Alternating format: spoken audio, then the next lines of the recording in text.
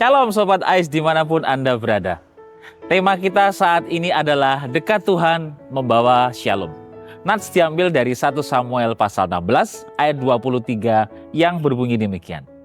Jadi setiap kali roh yang menyusahkan dari Allah itu mendatangi Saul, Daud mengambil kecapi dan memainkannya. Lalu Saul merasa lega dan tenang. Roh menyusahkan itu pun menyingkir dari dia. Perikop 1 Samuel 16 ayat 14 sampai 23 menceritakan tentang Raja Saul yang sedang mengalami pergumulan yang berat, yaitu roh Tuhan telah menyingkir dari Saul dan ia tersiksa oleh roh yang menyusahkan dari Tuhan. Dapat kita lihat di ayat 14. Nah, menjadi pertanyaan bagi kita, kenapa roh Tuhan menyingkir dari Raja Saul?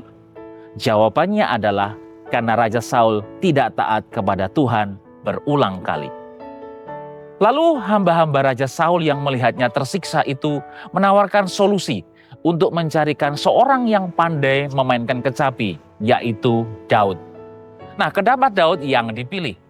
Selain karena Daud mengembangkan talenta yang Tuhan berikan kepadanya sehingga ia menjadi pandai memainkan kecapi, Daud juga memiliki reputasi yang baik, yaitu seorang yang gagah perkasa, seorang prajurit, santun berbicara, cakap dalam pekerjaan, dan bagus perawakannya secara fisik. Dan ini yang paling penting, yaitu Tuhan menyertai Daud. Dan sebelumnya dalam 1 Samuel 16 ayat 13 diceritakan bahwa Daud baru saja dipilih dan diurapi Tuhan melalui perentaraan Nabi Samuel. Setiap kali roh yang menyusahkan itu mendatangi Raja Saul, Daud mengambil kecapi dan memainkannya. Dampaknya bagi Raja Saul, ia merasa lega, tenang, dan pulih. Nah, pertanyaannya bagi kita, apa yang menyebabkan roh yang menyusahkan Raja Saul itu akhirnya pergi? Apakah karena kehebatan Daud yang memainkan kecapi?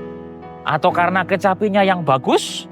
Atau karena jenis musik yang dimainkan oleh Daud? Yang Alkitab catat adalah karena roh Tuhan menguasai Daud dalam 1 Samuel 16 ayat 13b.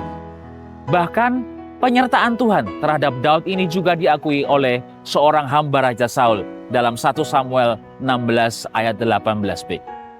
Sobat Ais, fokus kita di sini bukanlah pada kemampuan musik Daud, melainkan pada kehidupan Daud yang dekat dengan Tuhan sehingga berdampak bagi sesama. Poin yang pertama adalah kedekatan dengan Tuhan membentuk kehidupan yang dipenuhi roh. Kata Ibrani untuk roh adalah ruah, yang berarti nafas, angin, atau roh.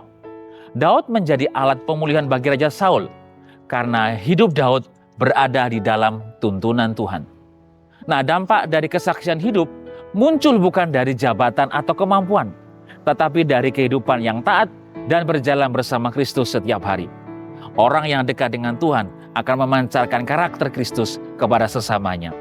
Hal itu dapat terlihat dari bagaimana orang yang dekat dengan Tuhan itu memiliki pola berpikir, cara berbicara, pengambilan keputusan, bahkan tindakan yang dilakukannya di bawah tekanan sekalipun. Poin yang kedua, kedekatan dengan Tuhan memampukan kita membawa shalom. Kata shalom bukan hanya berarti damai atau suasana tenang, tetapi juga hidup yang dipulihkan dan disatukan kembali oleh Tuhan. Shalom tidak hanya diberikan lewat kata-kata, tetapi mengalir melalui kehidupan yang dekat dengan Tuhan. Daud tidak masuk istana untuk mengajar Raja Saul atau berkhotbah atau berdebat. Daud hanya hadir sebagai pribadi yang hidupnya dipenuhi Tuhan. Dan itu cukup untuk membawa perubahan bagi Raja Saul.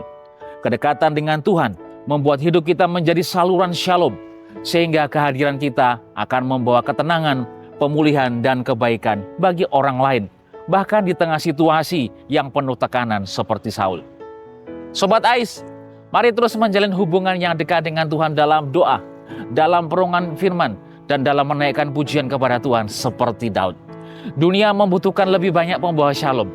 Ketika kita hidup dekat dengan Tuhan, kita bukan hanya mengalami damai-Nya, tetapi juga dipakainya untuk menghadirkan damai dan pemulihan bagi orang-orang di sekitar kita. Terpujilah Tuhan.